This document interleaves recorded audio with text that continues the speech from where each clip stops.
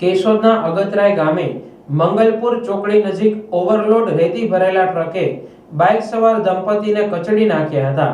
જેમાં ઘટના સ્થળે પતિનું મોત નીપજ્યું હતું, જ્યારે તેમના પત્નીને રાજકોટ સારવાર માટે ખસેડતા તેમની સારવાર ચાલી રહી હતી, ત્યારે 3 દિવસ બાદ આ મહિલાની સારવાર કારગત ન નીવડતા તેમનું પણ મોત નીપજ્યું હતું।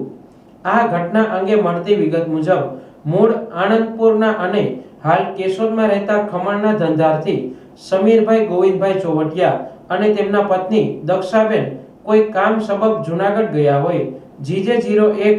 MP 4324 નંબરની બાઇક પર કેશોદ પરત ફરી રહ્યા હતા,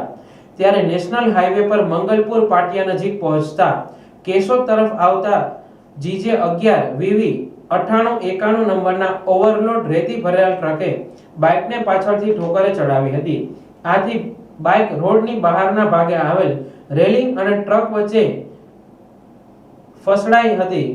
જેને લઈ બાઇક સવાર દંપતી ફંગોળાઈ ટ્રક નીચે આવી જતા બંનેના શરીર પર ટ્રકના પાછળના વ્હીલના જોટા ફરી વળતા બંને ગંભીર રીતે કચડાયા હતા,